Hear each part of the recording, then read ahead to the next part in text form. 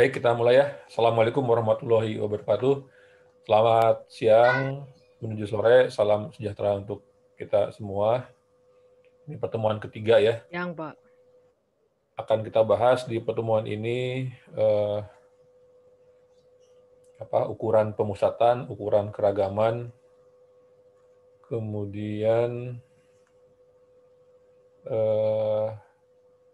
skewness dan kurtosis ya, serta ukuran pemusatan untuk data berkelompok. Ya, untuk Z value, kemudian untuk box plot, dot plot, sama stem and leaf akan kita bahas nanti di pertemuan yang lain. Oke ya, baik kita mulai langsung di sini ya. Misal gini, misalkan saya punya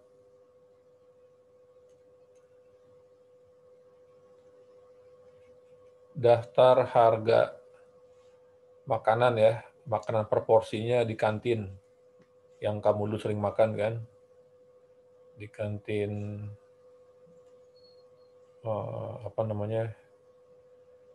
di kantin deket dinding keluar ya.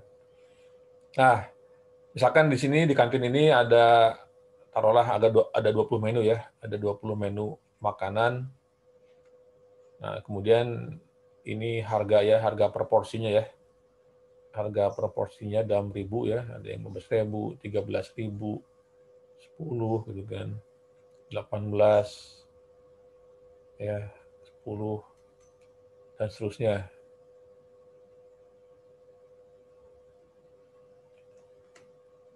Ya.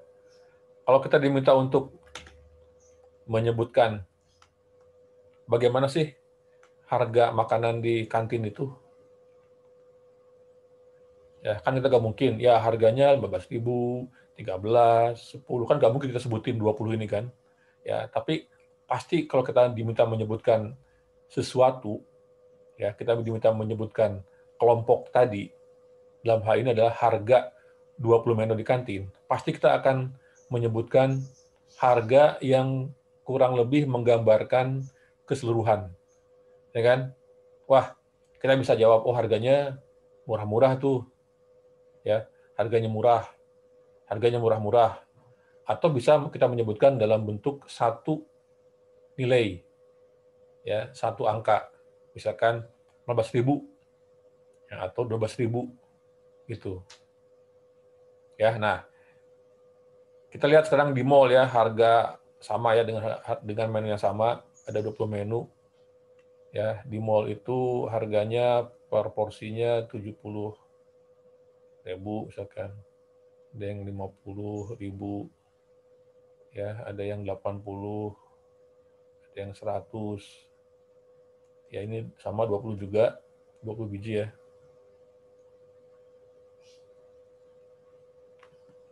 Nah, kalau kita diminta untuk menyebutkan gimana tuh harga makanan di mall, pasti kan kita akan sebutkan dengan satu kata ya, mahal kan, atau dua kata mahal-mahal gitu kan. Atau dengan tadi kan satu angka, oh harganya 70.000. Nah, yang kita sebutkan tadi murah-murah atau mahal-mahal, kemudian angka tadi 12.000 atau 70.000 tadi, itu sebetulnya menunjukkan pusat suatu gugus data.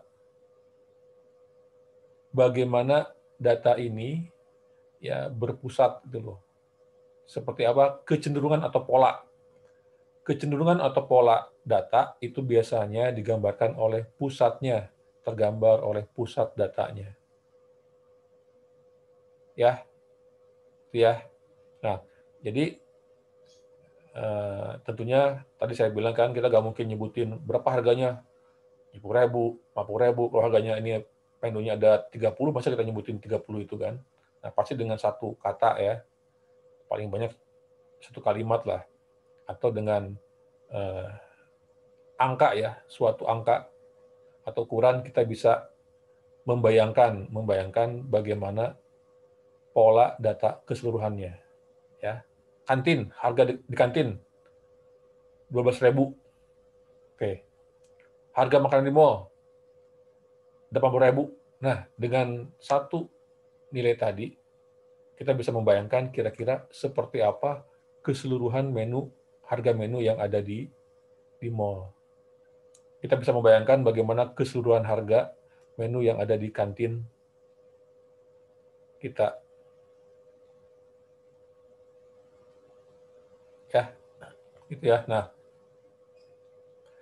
ukuran untuk menunjukkan, ukuran yang menunjukkan, atau suatu nilai atau ukuran yang menunjukkan, atau menggambarkan, atau menjelaskan pusat suatu gugus data disebut dengan ukuran pemusatan. Ukuran pemusatan.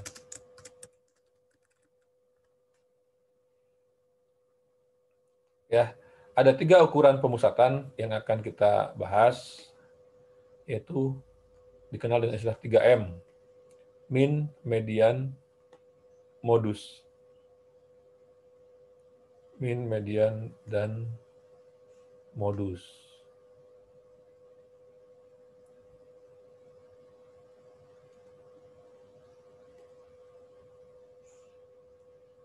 Min, median, dan modus. Min dibagi 2, yaitu min contoh dan min populasi.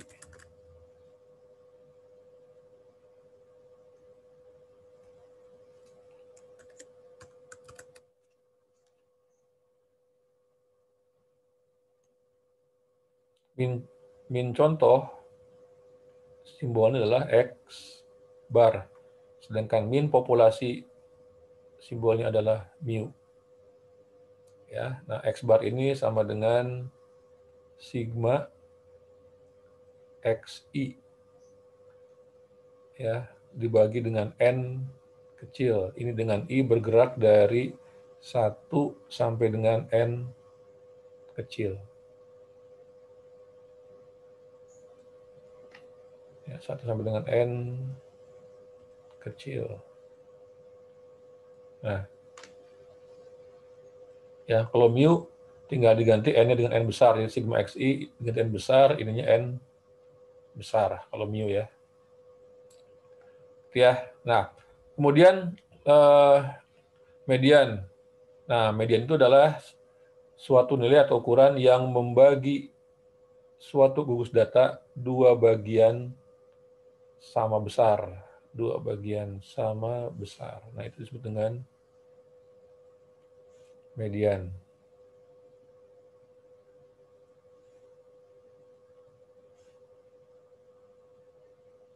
Dua bagian sama besar. Ya. Nah, kalau setengahnya ini kita bagi lagi 2, ya, maka akan jadi kuartil Q1, Q2, Q3.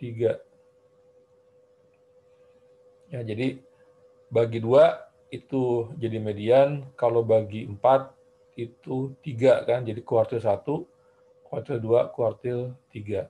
Jadi Q1 itu membagi 1/4 bagian yang ini, bagian, kemudian 3/4 bagian di sini.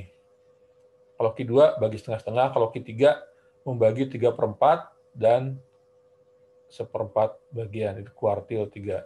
Nah, ada kuartil, ada lagi desil. Kalau desil itu membagi 10 bagian sama besar. Berarti ada D1 sampai dengan D9. Ya. Ada lagi membagi 100 bagian sama besar, disebut dengan persentil. Jadi persentil adalah suatu nilai atau ukuran yang membagi gugus data 100 bagian sama besar. Berarti ini ada P1, P2, P3 sampai dengan P99.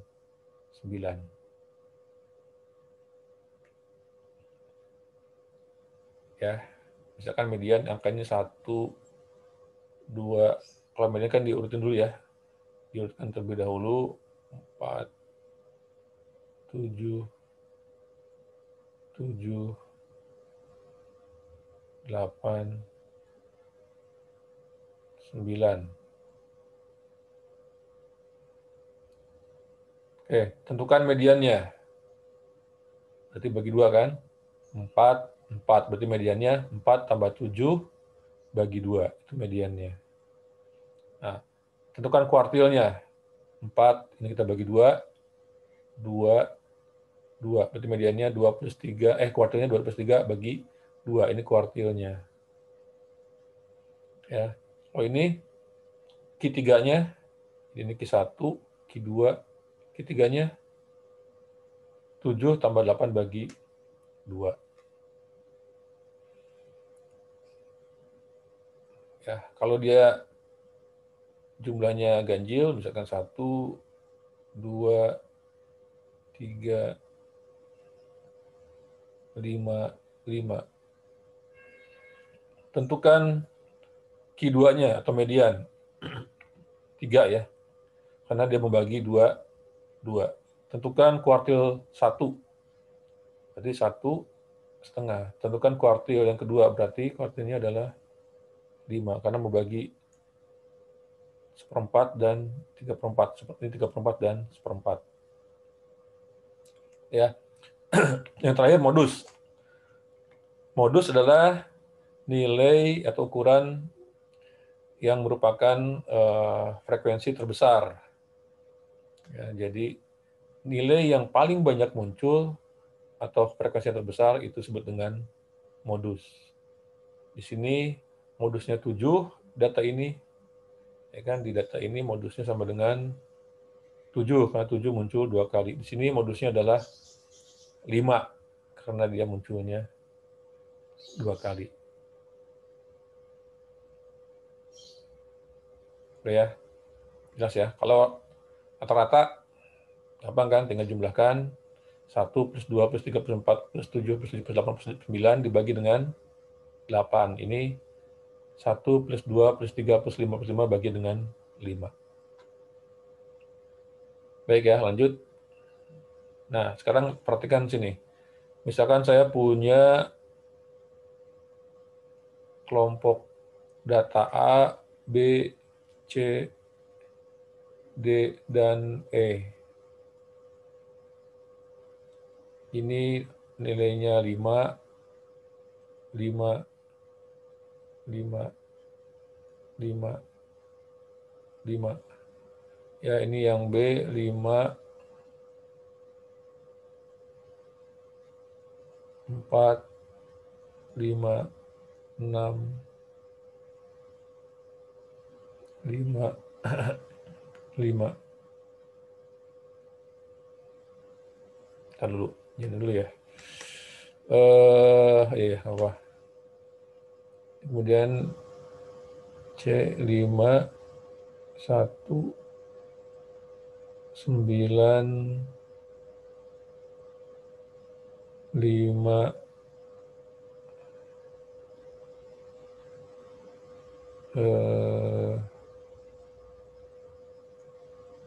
4, 6.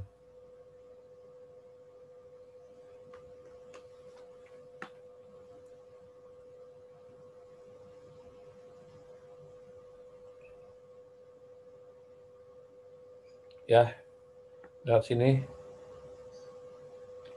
Lalu harusnya jangan dulu ya. Ntar ya. Lalu jangan dulu. Jangan yang ini dulu harusnya. Ini nanti habis yang ini.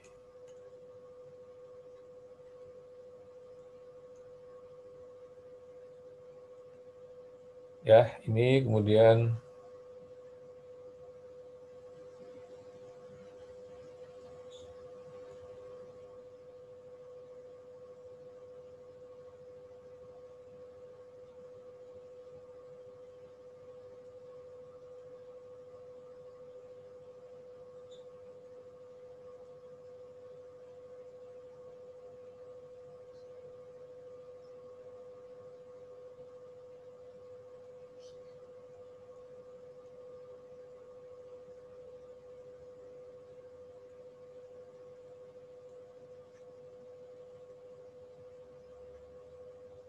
Nah, coba kita lihat ukuran min, median, dan modusnya.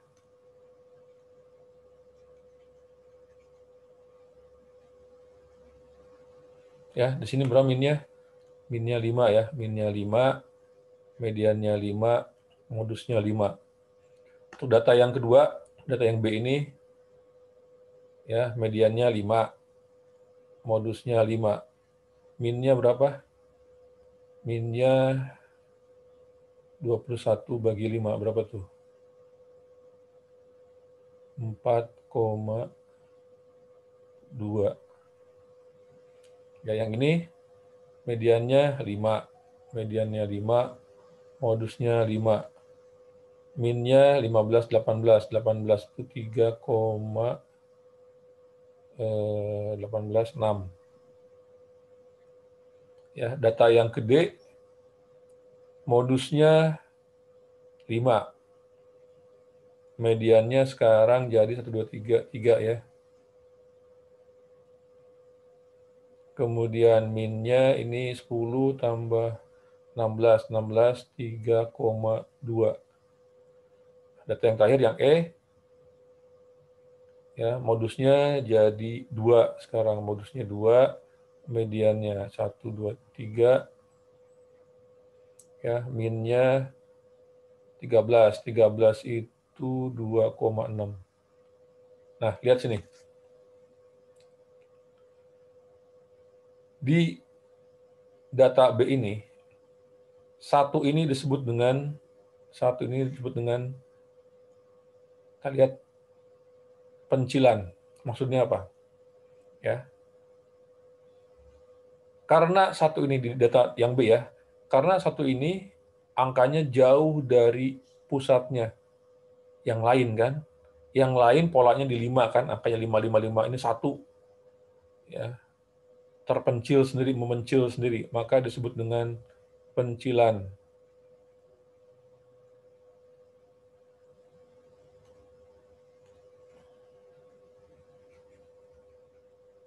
Pencilan atau outlier,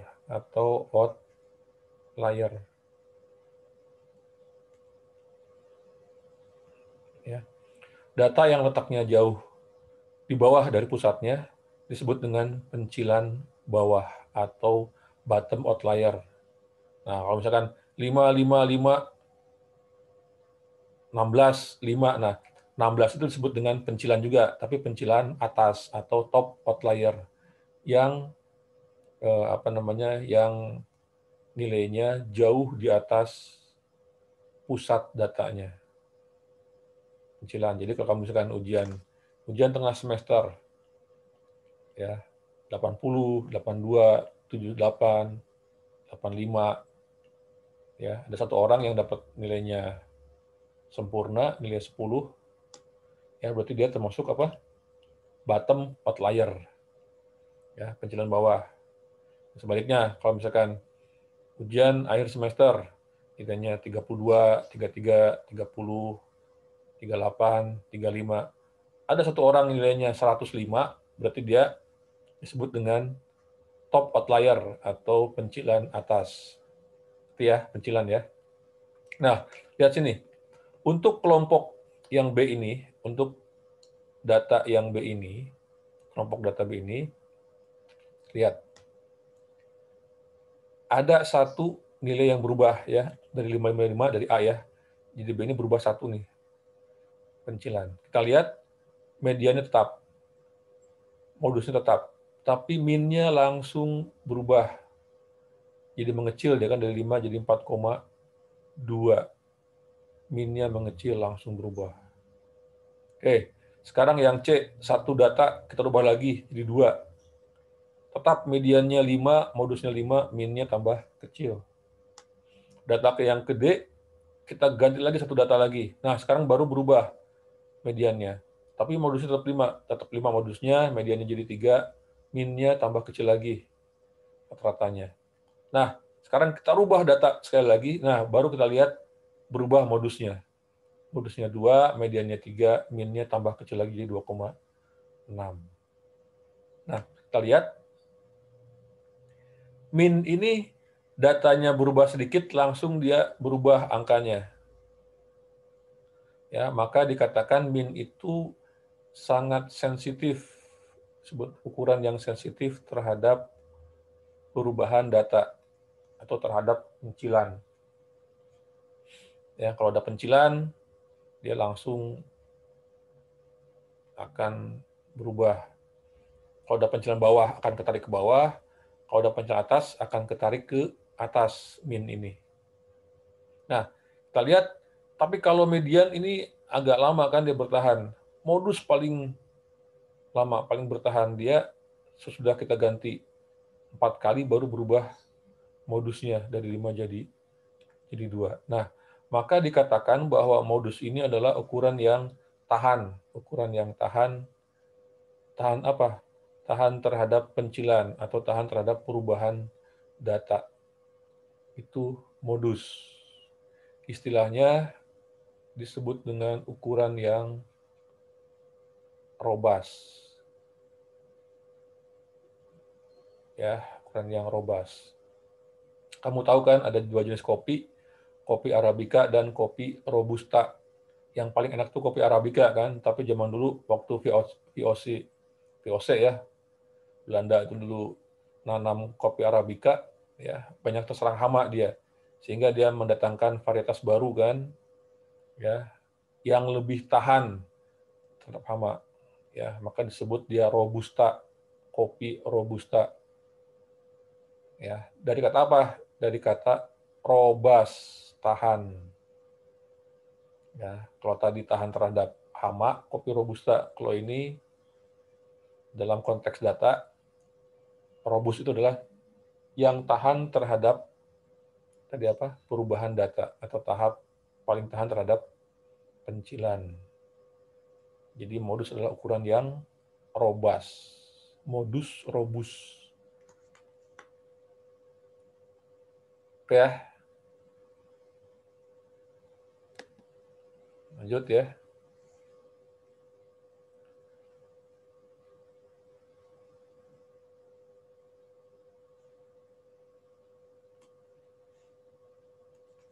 Sampai sini ada komentar atau pertanyaan?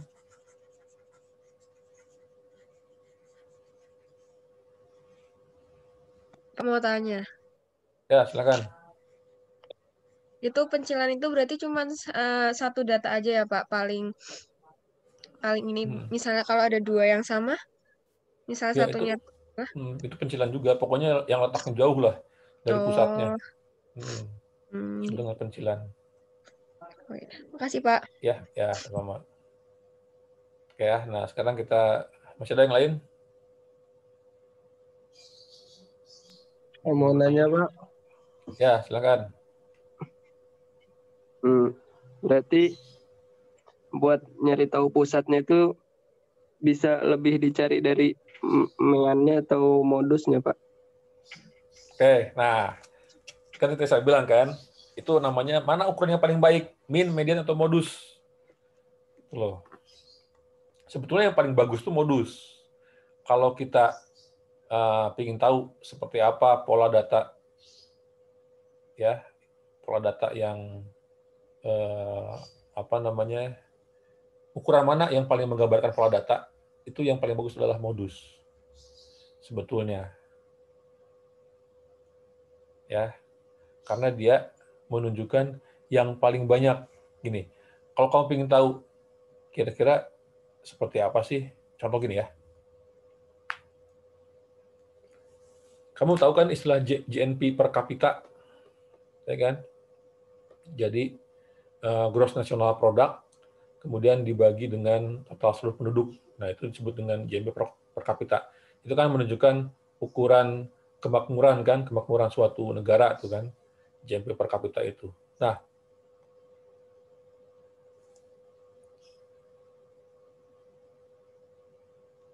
gini, kenapa kok misalkan ya satu negara dia kayaknya miskin-miskin gitu loh, tapi bisa GNP per kapitanya tinggi. Kira-kira kemana? Kenapa? Ada yang bisa jawab? Kenapa tuh? Karena ada beberapa orang atau kelompok orang yang penghasilannya sangat tinggi, luar biasa tinggi, ya, sehingga dia akan menarik ukuran tadi. JNP per kapita itu kan min, ya kan, rata-rata kan JNP per kapita per N, ya kan, sigma XI per N. Ya, jadi JNP per kapita itu adalah min rata-rata, ukuran pemusatan. Ya, benar ya.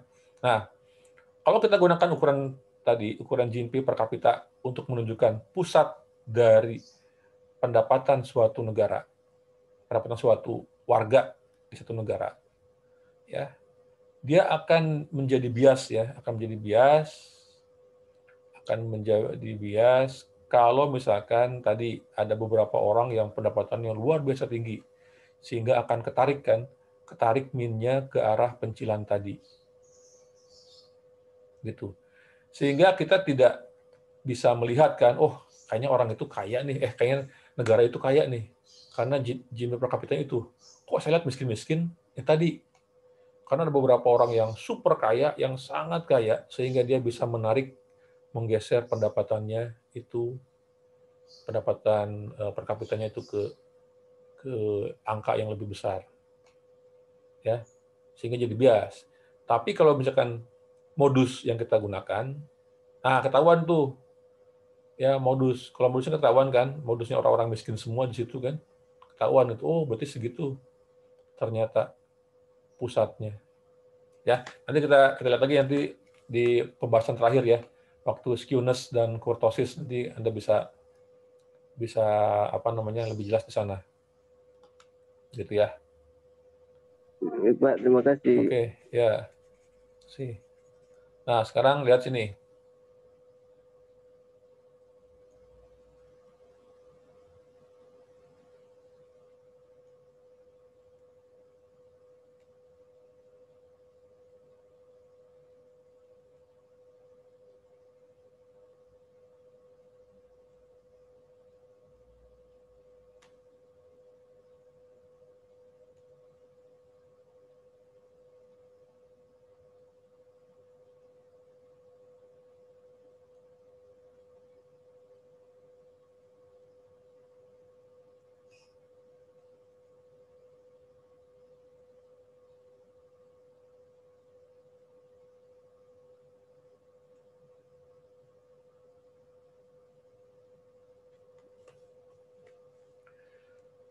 Ya, oke. Coba kita lihat ya, berapa minnya, mediannya, berapa modusnya untuk ketiga kelompok data ini. Kita lihat min, median, dan modusnya. Sama semua ya. Yang A minnya 5, mediannya 5, modusnya 5. Yang B minnya 5, mediannya 5, modusnya 5. Yang C minnya 5, mediannya 5 juga. Benar ya? 1, 5, 5. Benar nggak nih? 1, 4, 5, 5. Benar ya? 6, 4. 1, 4, 5. Benar ya? Modusnya ini 5 juga. Ya, kita lihat. Ya. Tadi saya bilang kan, ukuran pemusatan adalah suatu nilai ukuran yang menjelaskan atau menggambarkan atau menunjukkan pusat suatu gugus data. Kita dapat membayangkan data, oh pusatnya di situ gitu loh. Tapi kita lihat, ya, min, median, modus ini sama semua kan, 5. Tapi kita lihat bahwa pola datanya berbeda. Yang A itu 5 semua kan, semua. Ini ada di pusatnya. Yang B ini 5 turun dikit, naik lagi, turun. Tetap. Yang C malah di bawah naik 5, naik 9, turun 5, turun 4, naik 6 gitu kan. Jadi kalau kita buatkan ininya ini ya. 10 ini 5. Kita buatkan ini data 1, data 2, 3, 4, 5, 6. Kita lihat kalau yang A ini datar ya, 5 semua. Kalau yang B ini 5, kemudian 4 ya, 4, 6, 5 semua. Yang C 1, kemudian 5, kemudian 9, kemudian 5, 4, 6. Masih terganti warna ya, udah. Lanjut deh. Ya, kita lihat nih. Yang A, B, dan C. Yang A ini kan, ini pusatnya ya, ini adalah pusat datanya di 5 ini. Kok pusat, Pak? Ya kan ini, media modusnya 5. Berarti ini pusatnya ada di 5. Lihat, kita lihat. Yang A ini, datanya tidak menyimpang dari pusatnya. Lempeng aja. Ya, yang data B ini menyimpang sedikit, set, ke 6, terus udah lempeng. Yang C ini datanya, wah, 1, kemudian 5. Ya, ke pusatnya ke 9, ke 5 lagi, ke 4, ke 6. Datanya sangat bervariasi. Datanya banyak menyimpang dari pusatnya. Ya. Nah, dengan ukuran pemusatan, kita kurang bisa menggambarkan pola dengan baik. Ya kan? Kok sama-sama 5, tapi kok ininya berbeda pola datanya. Nah, kita perlu ukuran lain yang bisa menjelaskan data dengan lebih baik, ya, dengan menunjukkan pula seperti apa simpangan data dari pusatnya. Ukuran yang dimaksud disebut dengan ukuran keragaman atau dispersi atau ukuran penyebaran, sebagian orang ngomong kayak gitu. Jadi, ukuran keragaman adalah suatu nilai atau ukuran yang menunjukkan besarnya simpangan data dari pusatnya. Ukuran keragaman. Ya. Ada 4 yang kita pelajari, yaitu kisaran atau range, ya, kemudian ragam atau varians,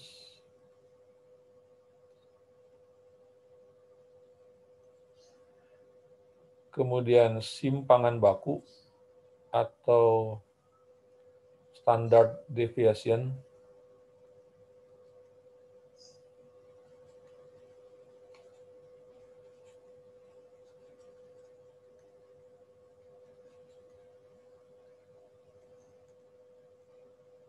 ya, yang terakhir koefisien keragaman.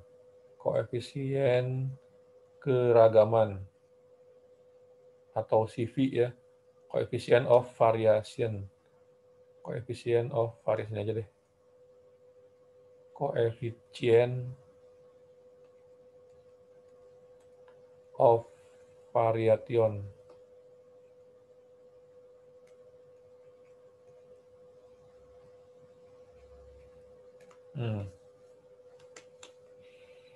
Ya, kita bahas 1/4.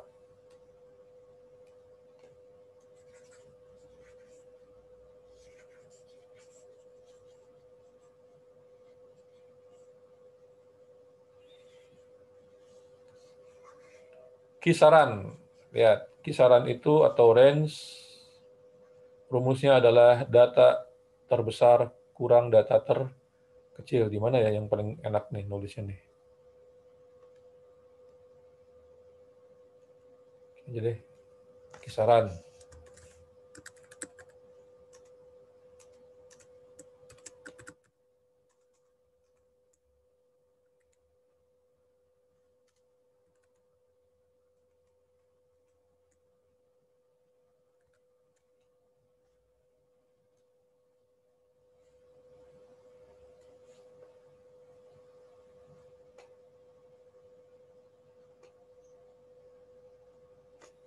Oke, sekarang ini dulu ya. Kisaran yang A. Lihat, kelompok A yang terbesar kurang terkecil. Terbesarnya 5, terkecilnya 5 ya. Berarti 0. Range 0. Sekarang yang B. Terbesarnya 6, terkecilnya 4. Berarti kisarannya 2, range-nya 2. Yang C terbesar 9, paling kecil 1, berarti 8.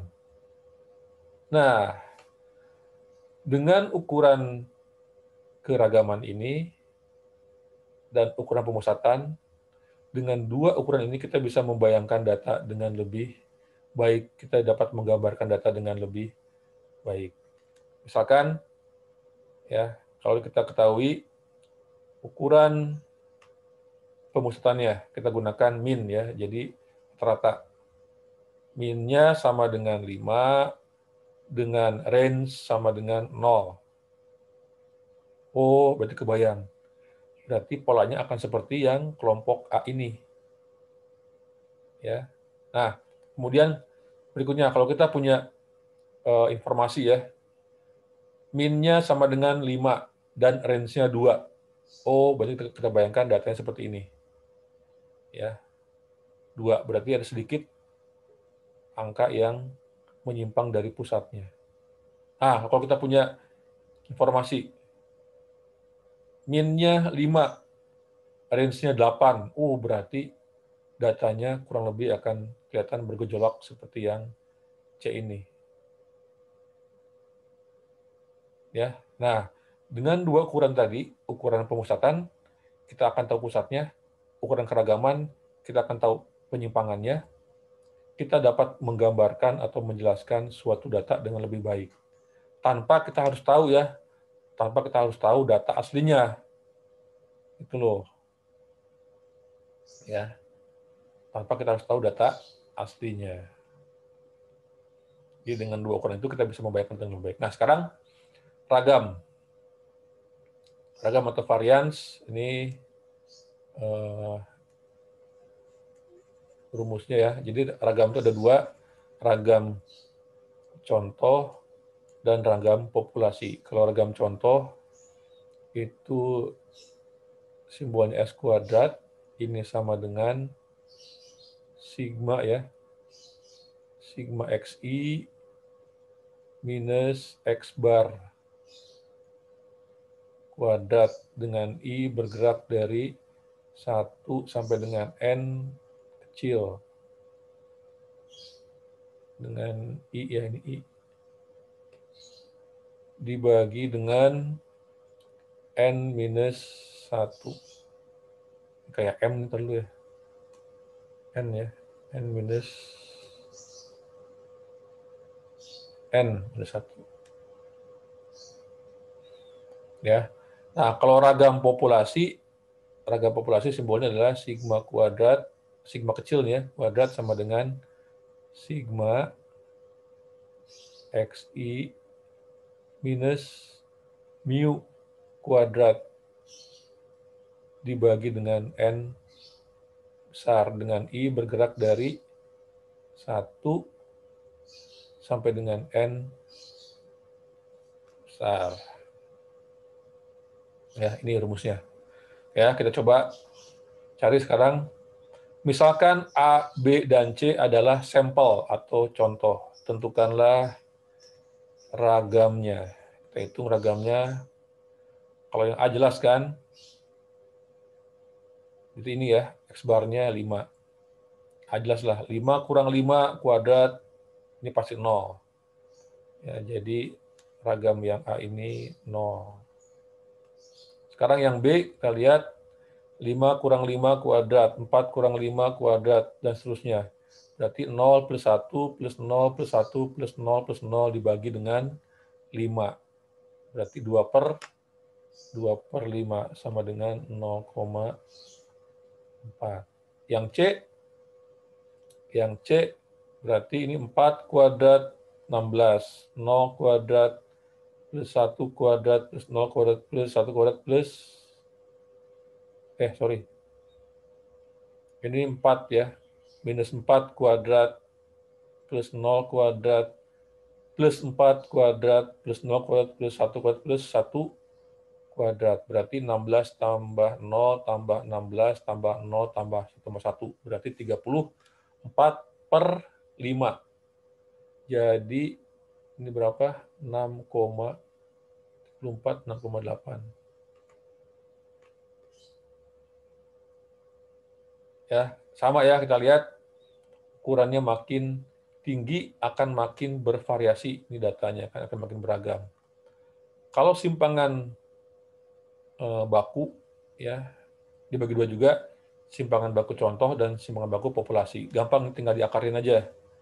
Jadi kan simpangan baku contoh simbolnya sama dengan ini akar S kuadrat, akar positif tentunya kan. Kalau simpangan baku populasi simbolnya sigma, ini sama dengan akar dari sigma kuadrat, akar yang positif. Jadi ini 0, 0 di sini, tahu itu sendirilah, ini tunggu sendiri ya. Nah, kemudian CV, coefficient of variation atau koefisien keragaman, dibagi dua, CV populasi dan CV contoh. CV populasi itu sama dengan, rumusnya adalah sigma per mu dikali 100%. Kalau CV contoh, rumusnya adalah S per X bar kali 100%.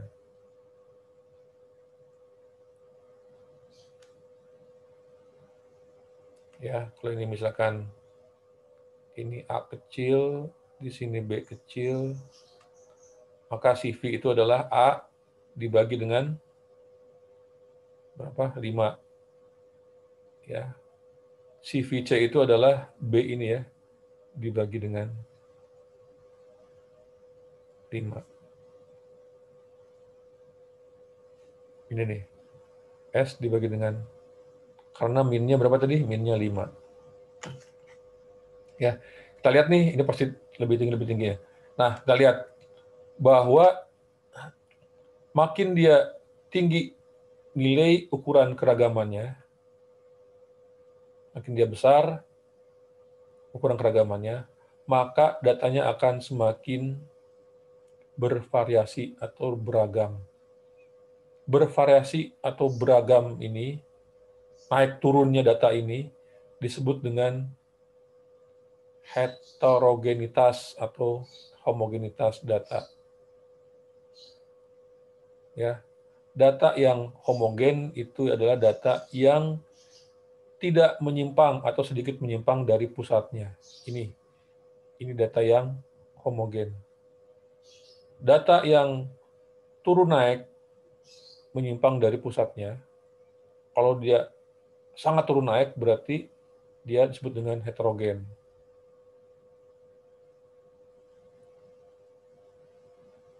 Ya, paham ya? Jadi berarti semakin tinggi nilai atau ukuran keragaman, baik kisaran, ragam, simpangan baku maupun koefisien keragaman, maka datanya akan semakin heterogen.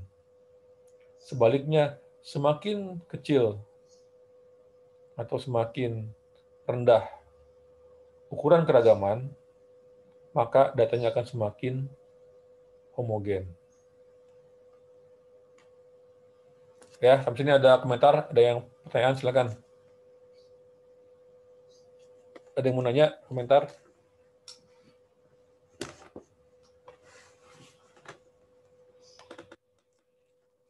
Nggak ada ya? Belum ya? Lanjut berarti? Nggak ada.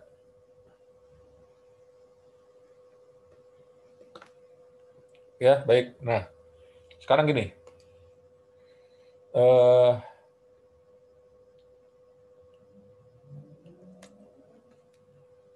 Ya. Kalau kita buat sebaran frekuensi,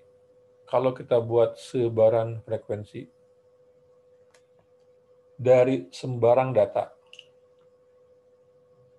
ya, kemudian dari sebaran frekuensi ini kita buatkan grafiknya. Sudah kan kamu pelajari kan ada histogram dan ada poligon. Ya, nah sekarang kita lihat yang poligonnya. Kalau kita hubung-hubungkan, ternyata akan jadi kayak kemarin kan, akan jadi poligon garis banyak. Ya. Nah, poligon frekuensi ya, poligon frekuensi ini frekuensi. Kalau skala yang ini kita rapatkan skalanya, ya kita rapatkan skala di sini, maka poligon ini akan menjadi smooth atau halus, lebih halus dia garisnya. Akan menjadi bentuknya apa? Menjadi kurva. Akan mulus dia. Karena dia tadi kan karena ininya rapat. Ya, skalanya rapat. Maka gambarnya akan menjadi mulus gambarnya. Paham ya? Nah, sekarang kalau tadi saya ulangi, sembarang data kita buatkan sembarang kita buatkan sembarang frekuensinya, kemudian kita buatkan poligonnya, dan kita rapatkan skalanya sehingga menjadi kurva, maka secara umum bentuk kurva yang akan muncul itu akan menjadi seperti ini. Ada 5 bentuk umum kurva yang muncul. Yang pertama seperti ini, ya, kedua seperti ini, yang ketiga akan seperti ini, yang keempat akan seperti ini,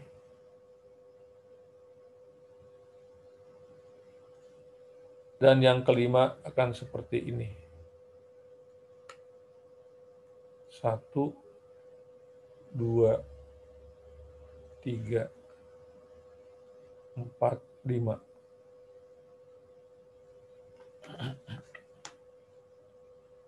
Ya, 1, 2, 3, 4, 5. Nah,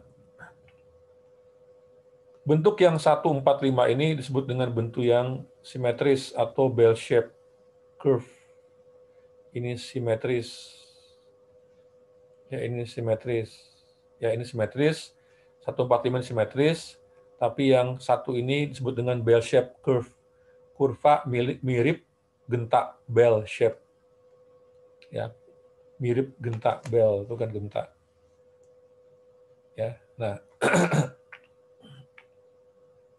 kalau dia simetris, ya, maka ukuran pemusatannya akan berimpit di tengah. 3M-nya akan jadi di sini. 3M-nya di sini. 3M-nya akan jadi di sini. Min median modusnya akan di sini. Nah, kalau bentuknya seperti ini, ekornya lebih panjang sebagian, yang ini 2 atau 3, maka ini frekuensi ya, yang ini frekuensi ya.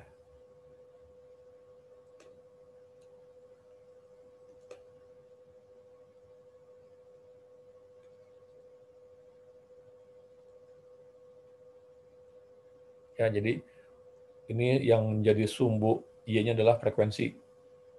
Berarti ini frekuensi terbesar. Nah, kalau bentuknya seperti ini, ya, maka di sini akan jadi modusnya, mediannya akan di sini, dan min-nya akan di sini. Ini min-nya.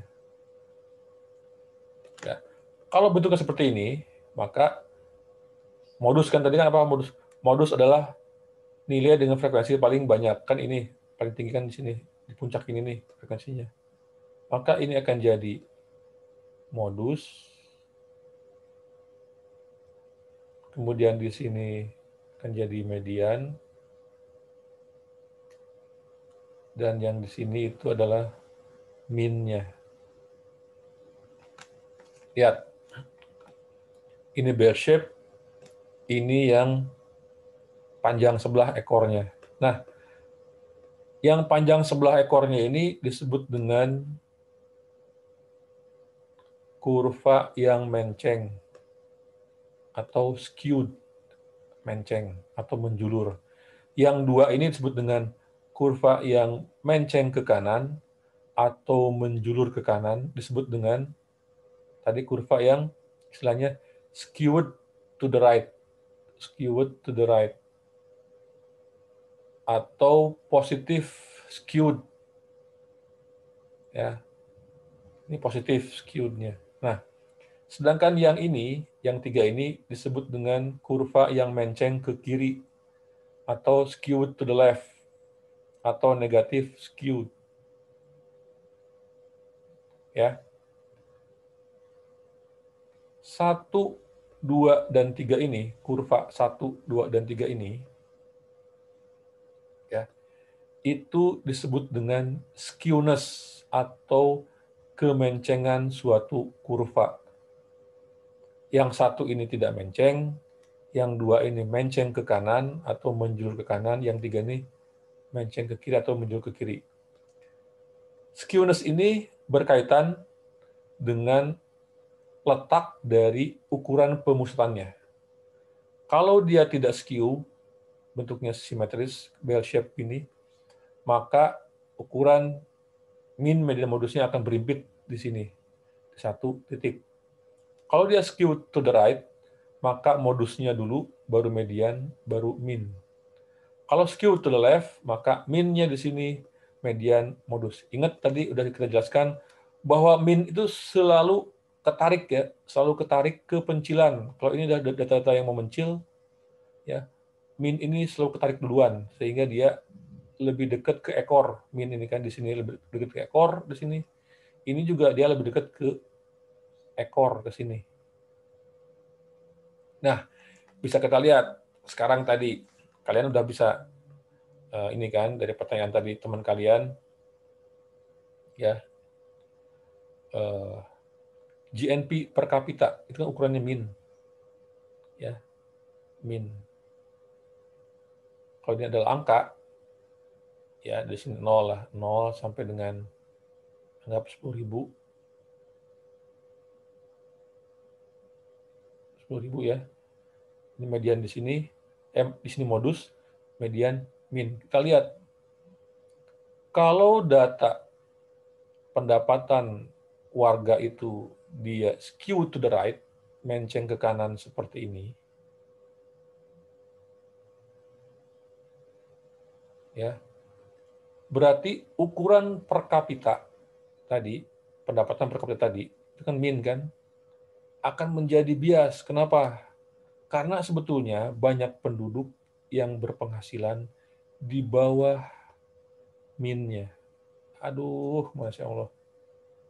Di bawah minnya. Di bawah minnya di sini. Ini dia. Ya kan? Dekat ke 0 kan, kalau ini 0 di sini 10.000 kan. Ke sini. Harusnya kalau kita mau benar itu kita harusnya modus yang jadi ukuran. Ya, untuk menggambarkan apa namanya, pusat gugus datanya, karena ada di sini harusnya kan modusnya. Jadi kenapa nggak dipakai aja modus, Pak? Karena masalah kepraktisan atau pengukurannya. Nanti kita lihat kan, kalau min itu kan dapat jadi ukuran contoh, dapat jadi ukuran populasi, sehingga kita bisa lakukan pendugaan populasi. Ya, kita ambil sebagian, kemudian kita dapatkan ukuran sesungguhnya. Ya, tapi modus ini dia tidak bisa dilakukan pengukuran sampel. Nggak bisa modus ini. Jadi nggak bisa kita ambil sebagian, kemudian kita lakukan pendugaan. Nah, makanya ini nggak praktis kan, sehingga digunakan ukuran min. Ukuran min sebagai tadi ukuran untuk mengukur bagaimana tingkat kemakmuran suatu negara, GNP per kapita. Ya. Kalau dia bentuknya seperti ini, ya, bentuknya bell-shaped curve, maka nggak masalah mau kita pakai min pun nggak masalah karena dia berimpit ya, pas ya. Jadi orang yang punya penghasilan terbanyak itu berimpit dengan min-nya. Tapi bermasalah manakala kurvanya itu adalah skew, baik skew to the right maupun skew to the left. Kalau skew to the right, maka cenderung ini over value. Kalau dia skew to the left, maka cenderung under value. Ya.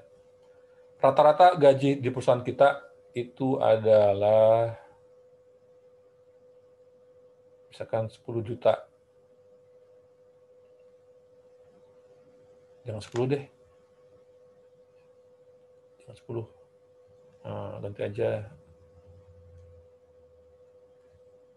3 ya, 3 juta.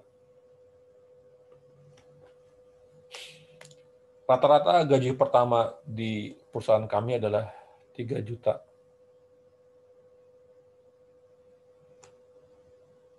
Kalau ini adalah sebaran gaji pertama di perusahaan itu, ya, maka ini sebaiknya kamu ambil ini sebagai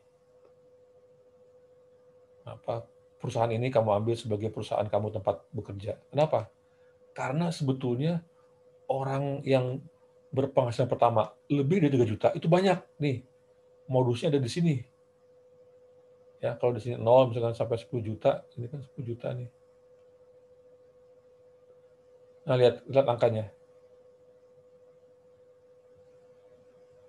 Maka sebetulnya di sini real datanya di sini, real pusat datanya ada di sini.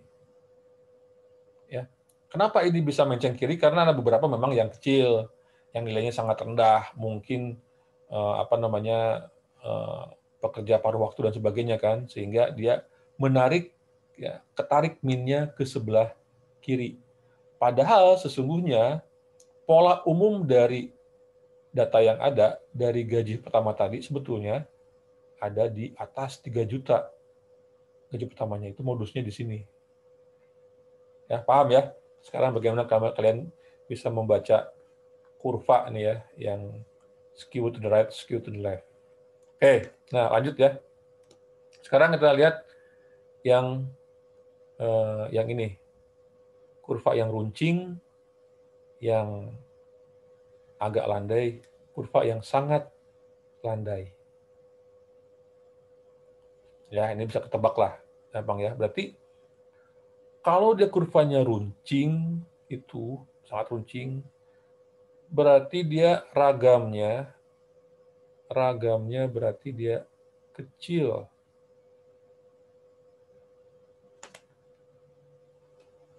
Kalau ragamnya kecil berarti dia homogen.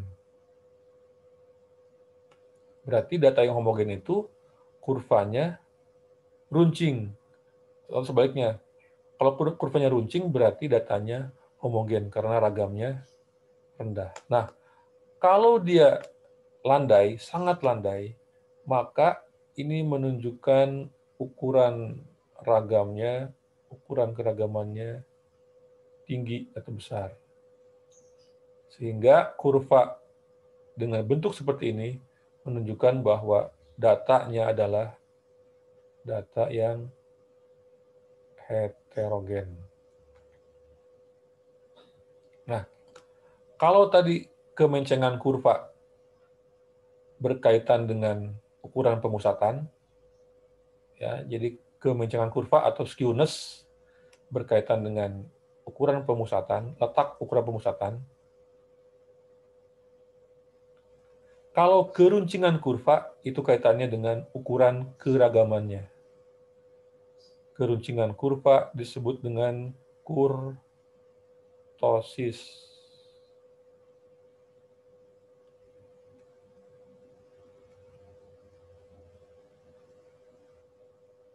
Ya.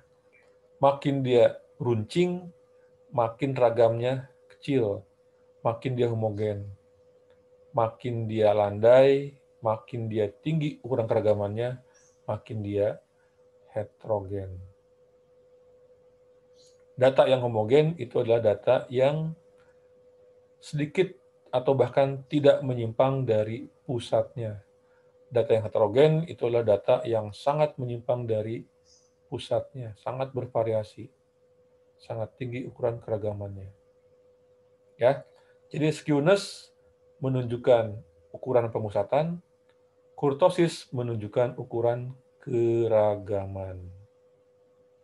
Ya, ini bisa variasi juga, misalkan yang landai dan skewed bisa juga. Jadi kan ini kan landai tapi dia skewed. Dia ada yang runcing tapi dia skewed.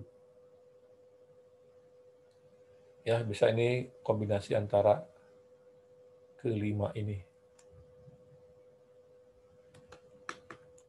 Baik ya, sampai sini jelas. Ada komentar atau tanya? Oke, nggak ada, lanjut ya. Nah, sekarang kita bahas ukuran untuk data berkelompok. Ukuran untuk data berkelompok. Misal kita punya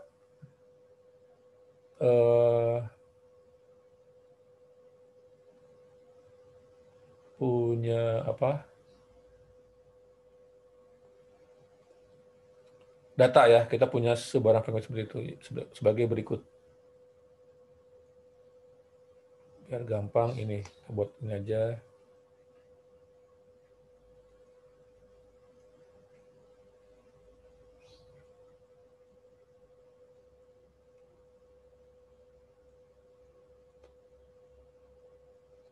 Misalkan saya punya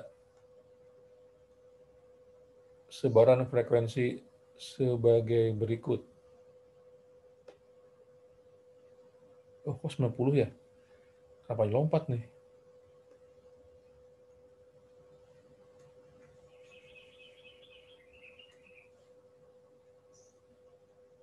Tiga puluh, 40, 60, 70, sampai dengan 79. Nah, ini misalkan anggapnya nilai lah. Nilai ya. Nah, ini frekuensinya. Frekuensinya di sini ada 5, kemudian 12, kemudian 21, berapa tuh? Kemudian di sini 10, berapa nih? 48 ya, 48, sini 2. Nah, pas ya, gocap ya, 50, 43, oke. Ya, akan kita ukur, kita hitung bagaimana ukuran pemusatan untuk data berkelompok. Ini M-nya berapa? M-nya 34,5. UL plus LL bagi 2. Yang ini 44,5. Yang bawahnya 54,5. Yang ini 64,5. Yang ini 74,5. Ya, min ya. Rata-rata untuk data berkelompok itu sama dengan jumlah dari perkalian F dengan M dibagi dengan jumlah seluruh frekuensi.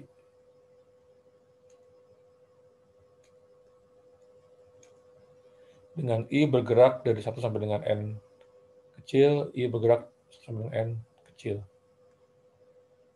Ya, jadi ini F kali M, kita kalikan F kali M. Ini kali ini, dapat sini, 12 kali 44,5, dapat ini kali ini. Nah, ini dijumlahkan, nanti di bawahnya jadi sigma FIMI. Ya. Ini dijumlahkan jadi sigma F kan. Sigma F.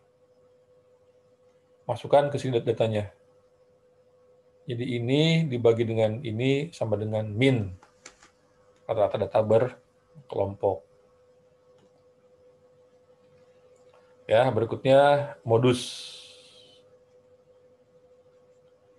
modus dari suatu data berkelompok atau ini seberang frekuensi itu sama dengan batas bawah sebenarnya kelas yang memuat modus ditambah dengan C dikali dengan di sini F kelas modus dan kelas sebelumnya, sebelum modus. Kita sebut saja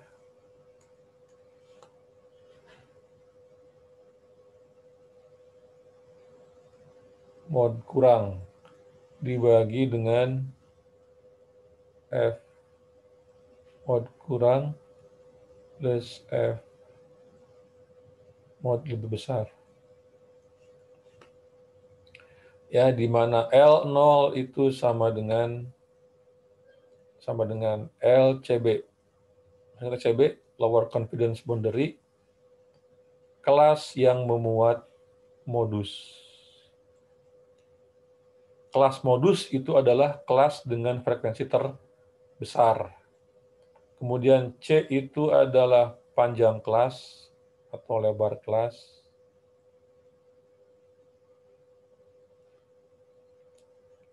F mod kurang itu sama dengan selisih antara frekuensi kelas modus dan kelas sebelumnya. Antara kelas modus dan kelas sebelumnya.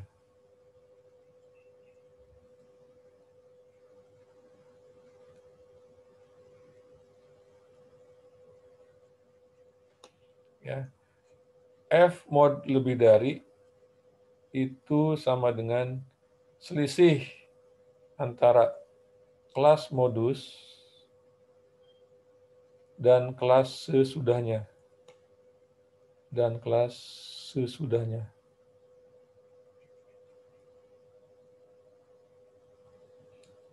Coba ya, coba hitung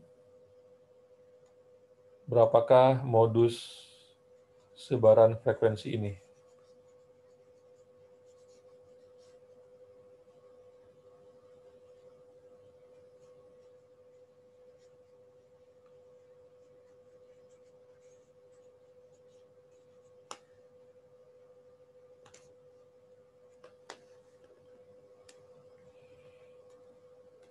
Baik, pertama tentukan dulu kelas yang memuat modus atau kelas modus. Ada di mana?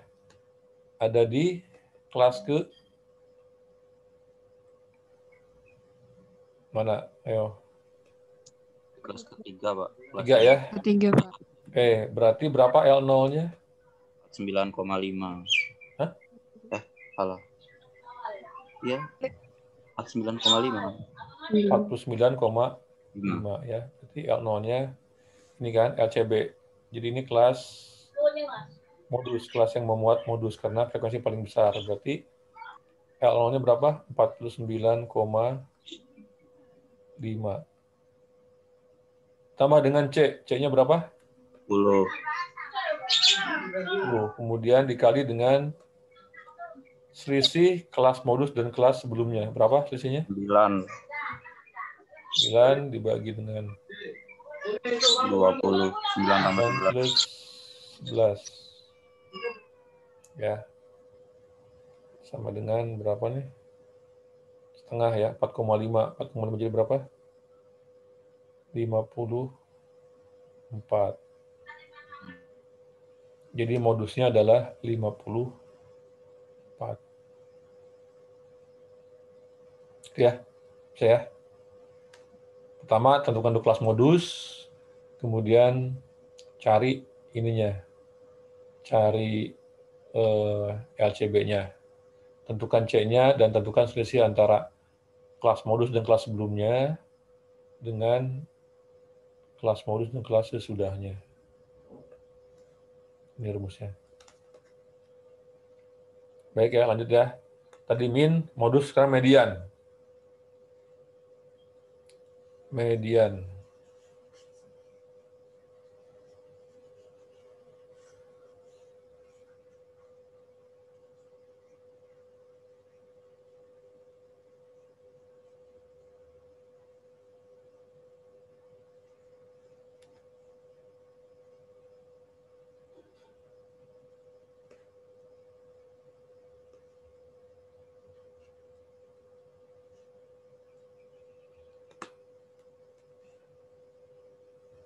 Median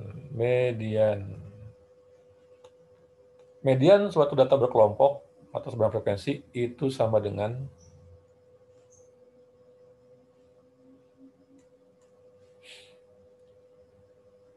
L0 plus C yang dikalikan dengan N per 2. Ini dikurangi sigma F kurang dari median dibagi dengan Fm. Ya, di mana L0 itu adalah LCB kelas yang memuat median.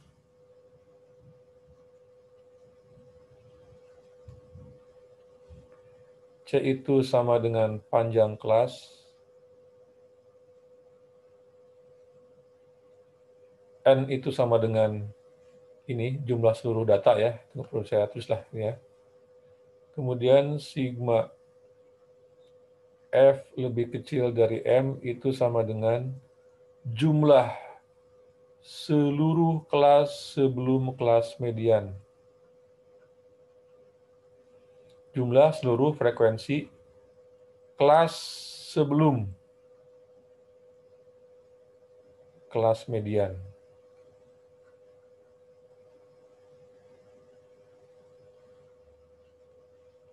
Sedangkan Fm adalah frekuensi kelas median.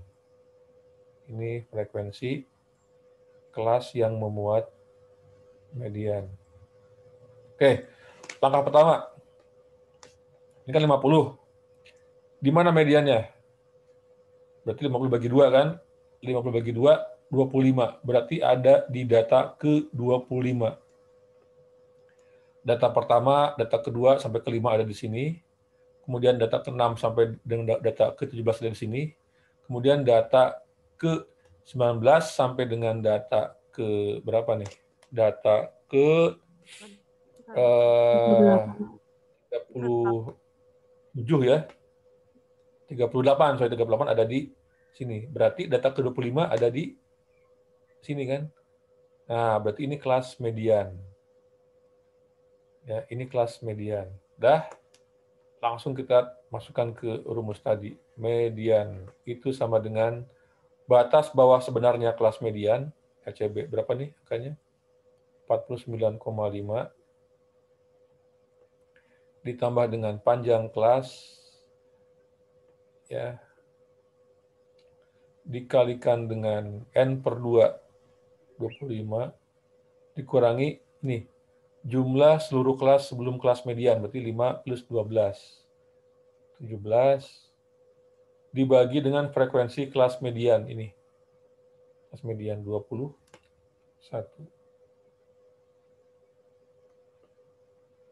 Sama dengan hitung sendirilah. Ya, itu mediannya. Nah, tadi saya sampaikan ada median kalau bagi 2. Ada kuartil kalau bagi 4. Desil bagi 10, persentil bagi 100. Ya, kita lihat rumusnya masing-masing ya. Masing-masing.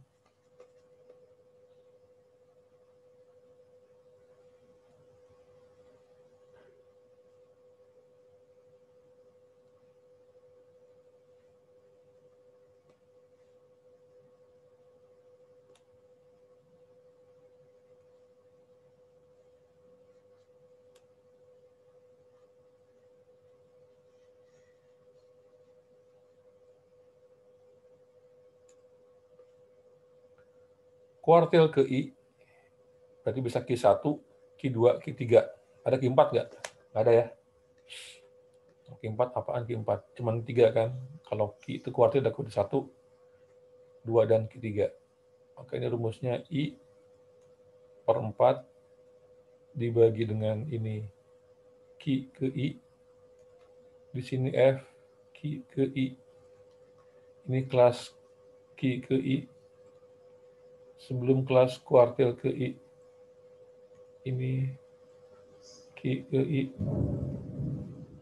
Di sini Q ke I. Di sini F, Q, I. Nah, ya coba kita lihat Q1 dan Q3. Q1 berarti membagi data 1/4 dan 3/4 bagian. Ada di mana datanya? 1/4 kalikan 50, berapa tuh?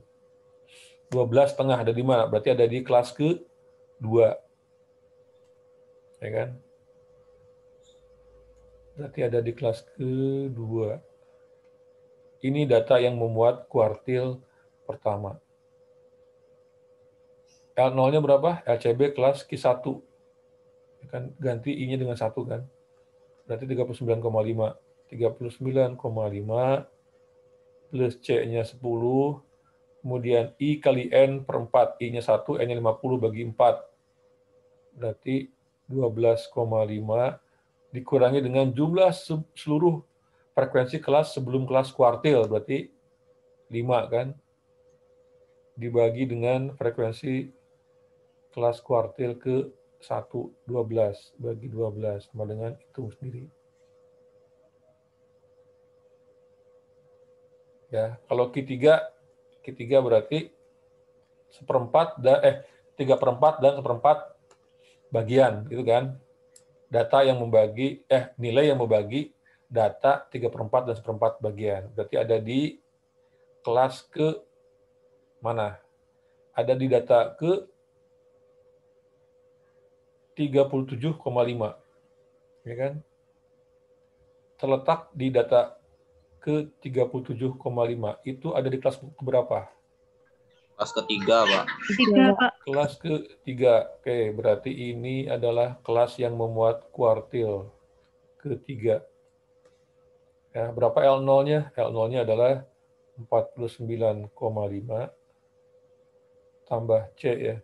C-nya 10 dikalikan dengan 37,5 dikurangi dengan kurangi dengan jumlah seluruh frekuensi sebelum frekuensi kelas kuartil ketiga.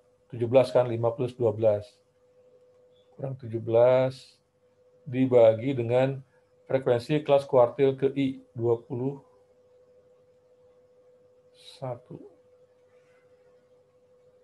Sama dengan, silakan hitung sendiri. Ya, nah, itu kalau bagi 4. Sekarang kalau bagi 10,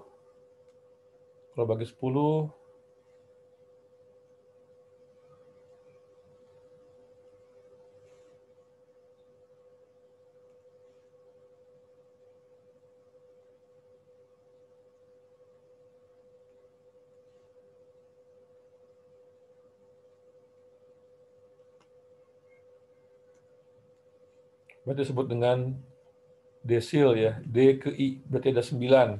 D1, D2 sama dengan D9. Ini IN per 10, ini F, DI,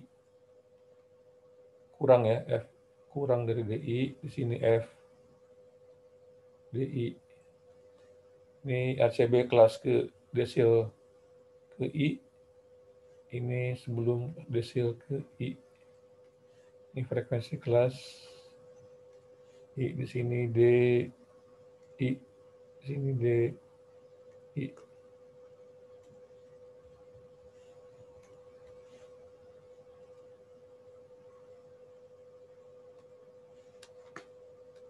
Coba ya, kita coba hitung D berapa? D3. Coba kita hitung D3 dan D berapa? D8 ya. Coba D3 dan D8. Kita coba hitung. D3 berarti data yang kemana, ke berapa? D3 itu ada data yang ke 3 per 10 kalikan dengan 50. Berarti data yang ke 15, ya kan? Terletak di mana? Terletak di kelas kedua. Pak. Ya, kelas kedua ya.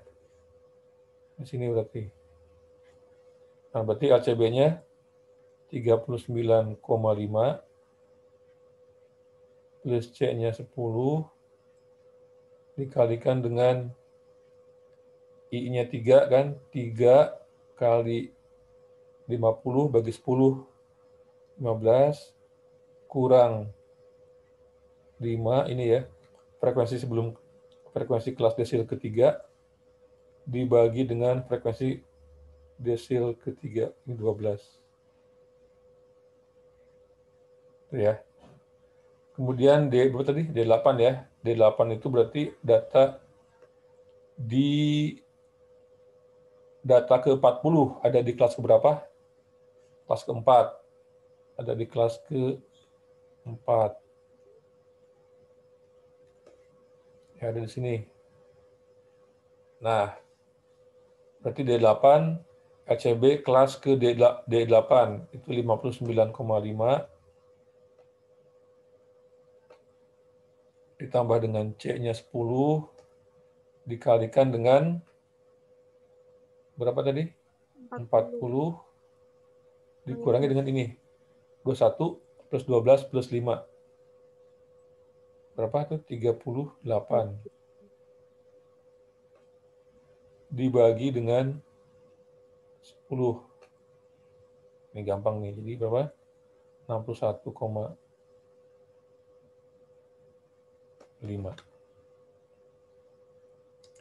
Inilah desil ke-8. Ya. Yang terakhir persentil, berarti itu data dibagi 100 bagian yang sama besar. Berarti akan ada P1, P2, P3 sampai dengan P ke-99, P99.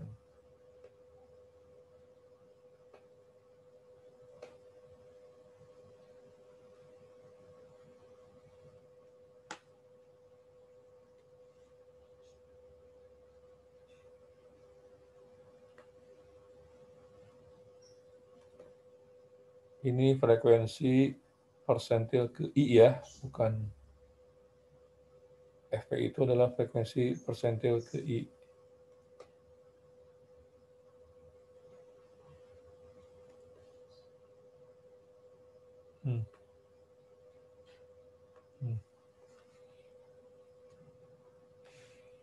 Ya, coba mau P berapa? Kita coba cari, tentukan P berapa ya yang enak. P15 deh. Ya, oke, P15, persentil ke 15. Berarti data ke berapa? Data ke 7,5 ya kan?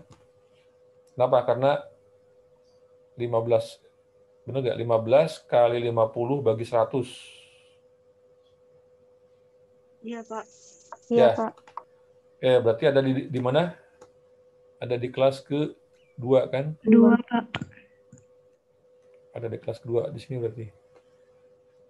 Nah, berarti LCB-nya kelas P15 itu 39,5 plus C-nya 10 dikalikan dengan IN per 100. Itu berapa? 7,5 ya. 7,5 dikurangi dengan jumlah seluruh frekuensi sebelum frekuensi kelas ke persentil 15, berarti ada 5 nih. 5 dibagi dengan 12. Gampang ya. Terakhir coba P 75. Harusnya P75 akan sama dengan apa? Sama dengan kuartil ke-3. 3, Pak. Ya kan? Ini. Nah, kita coba kita hitung, berarti ininya di data ke berapa? Data ke 37,5. Adanya di 37,5 ada di data ke-4. Di kelas ke-4. Kelas ketiga, Pak. 3, Pak. 3 ya? 3, Pak. 37,5. 30. Oh iya benar, di sini ya. Sini ya, bagus. Berarti ada di kelas ketiga. Jadi 49,5 plus C-nya 10. Kemudian di sini 37,5 kurang 17 dibagi dengan 29. 1. Ini harus sama dengan Q3. Oke ya, baik ya. Ada pertanyaan sampai sini?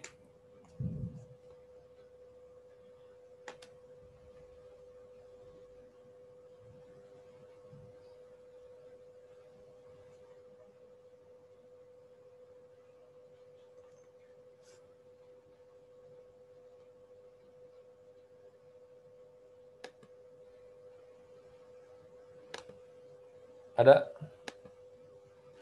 Ya, baik. Oh, Aspiana Utami, silakan.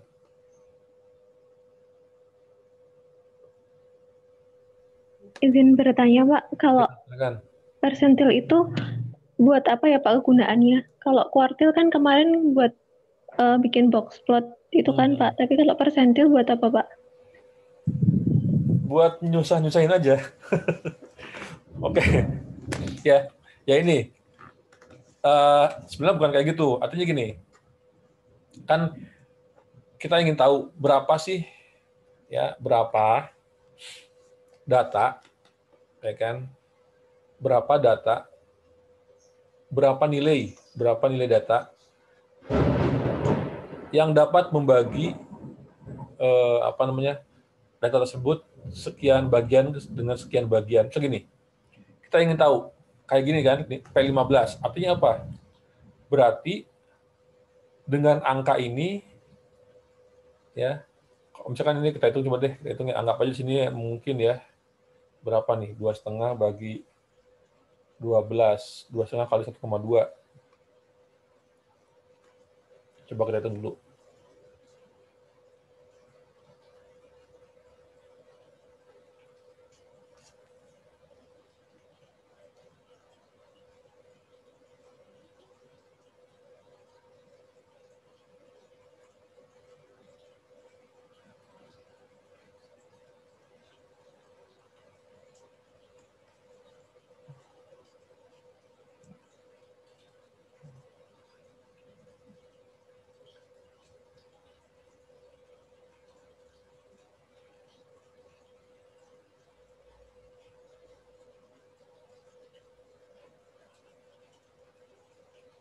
Dua setengah kurang berapa tadi? 1,2 ya. 2,5 kali 1,2. Pas 3 nih. Berarti ini 42,5. 42,5. Nah, artinya apa? Berarti ya angka ini yang membagi data ke kiri 15%-nya dan ke kanan itu 85%.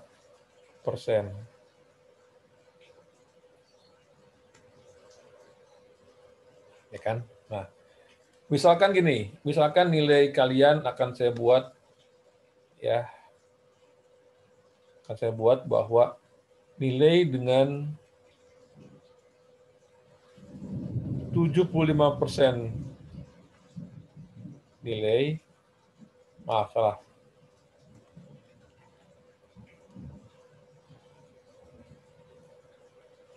Ini, misalkan 25%. Ya. Nilai tertinggi akan saya beri A. Berapa nilai terendahnya? Kan gitu. Ini berarti ini. Nah, kalau ini, misalkan contoh ini. 15% nilai terendah itu akan mendapatkan nilai D. Misalkan. Berapa angka yang masih mendapatkan nilai D? Ini 14,5. Berarti untuk angka yang kurang dari 42,5 ini akan mendapatkan nilai D. Paham ya? Itu kegunaannya. Jadi kita bisa membagi data. Ya, nah, tadi kalau ini ya 25% nilai tertinggi akan mendapatkan nilai A. Berapakah nilai A terendah? Nah, berarti tinggal di ini. Berarti P75. Ya, coba kita hitung. Biar enak, datanya berapa nih angkanya.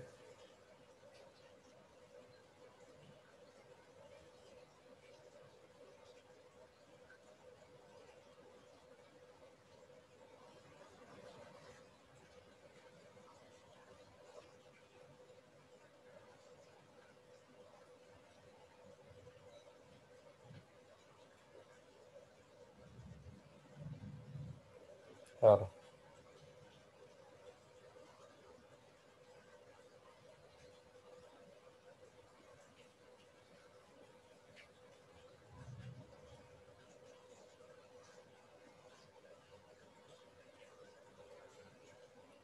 Empat koma tiga tambah 49,5.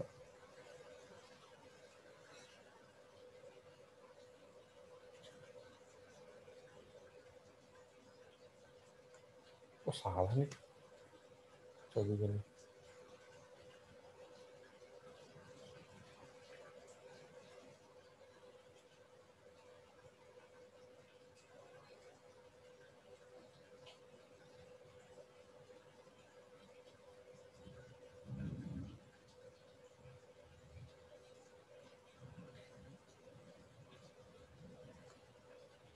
Nah, ini berarti sama dengan ini 59,26.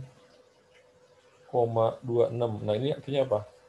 Artinya adalah nilai-nilai yang lebih tinggi dari ini itu akan mendapatkan A. Karena 25% dari data ini itu letaknya di 59,26. Itu ya. Itu ya, itu kegunaan itu.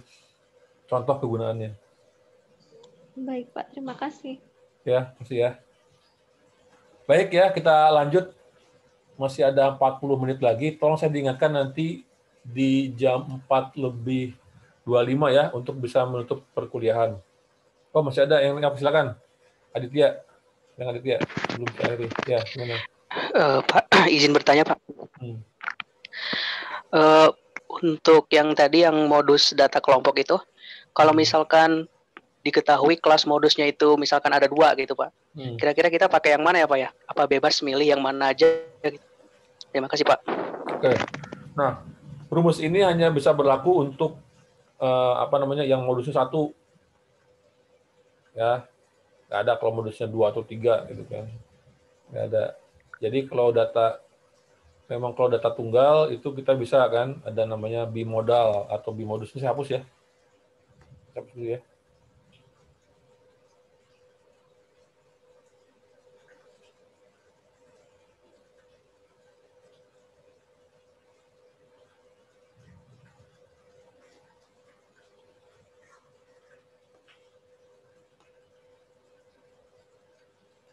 Nah, kalau misalkan data tunggal nih 3, 4, 7, 7, 5, 3.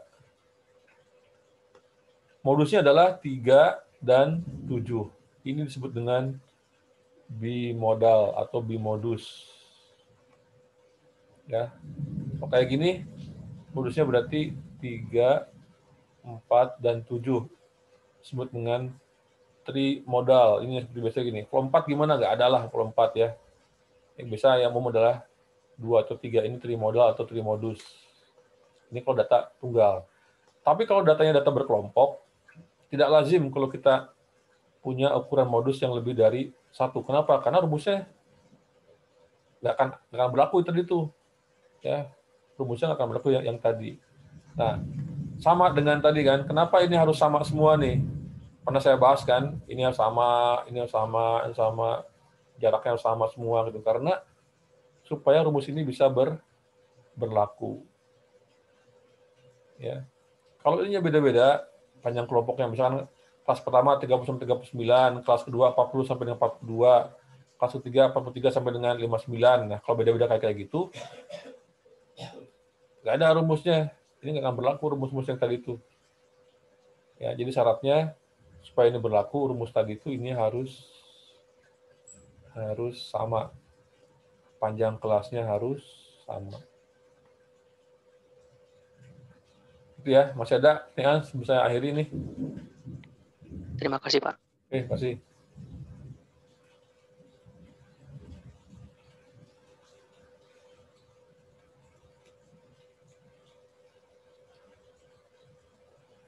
Oke ya.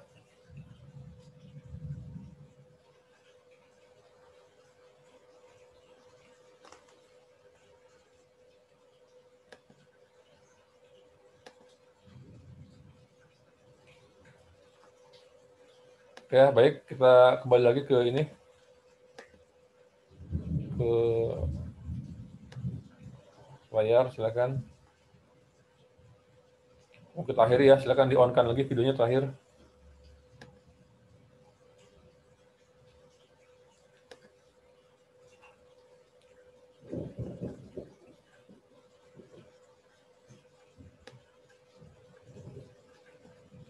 Ya, baik ya, demikian kuliah kita hari ini.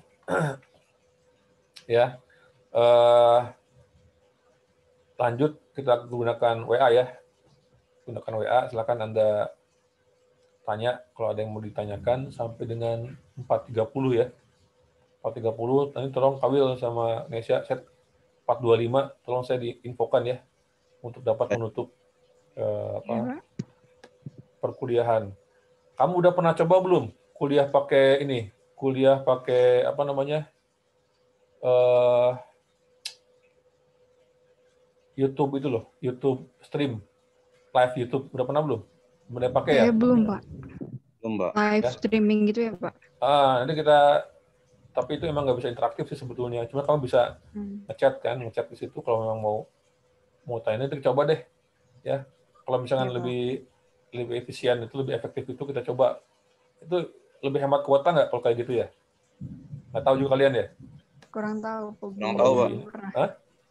Belum pernah, Pak. Daripada pakai Zoom kan, tapi nanti kita coba lihat deh. Ya, nanti kita cobalah. Coba nama juga ini. Yang mana yang lebih nyaman buat kalian kan. Buat kita juga, buat kita semua lah. Oke, baik ya. Terima kasih atas kehadirannya. Ya, sampai ketemu lagi di minggu depan ya. Minggu depan insya Allah hari Rabu ya. Tetap hari Rabu kita perkuliahannya. Ya, modelnya seperti ini. Nanti untuk penugasan dan video ya, insya Allah nanti malam ya. Saya kirim. Kayaknya kemarin ada banyak masalah ya kalau kayak saya kirim pakai WA ya. Nanti saya kirim ke kelas kamu aja deh. Untuk ininya, apa namanya, Google Drive-nya ya. Kayaknya harus 2 kali tuh ininya, apa namanya, 2 kali apa istilahnya, meng-approve-nya itu loh. Meng-approve untuk share-nya itu loh. Ya, kalau pakai WA, nanti saya kirim aja ke ini kamu deh. Kirim Ya, ke Pak. email ya. Iya, Kamu Pak. kan punya email kan, semuanya kan? Punya kan akses email masing-masing ya? Iya, Pak. Ya, Punya, Pak. jadi ke email, maksudnya email kelas kalian. Ya, jadi email kelas seperti ini. Oke ya, baik, kita lanjutkan dengan chat WA. Silakan kalau ada pertanyaan bisa dilanjut di sana. Terima kasih ya. Assalamualaikum warahmatullahi wabarakatuh. Selamat sore ya. Sore, Pak. Waalaikumsalam. Terima kasih, Pak. warahmatullahi wabarakatuh. Terima kasih, Pak. Iya. Selamat sore.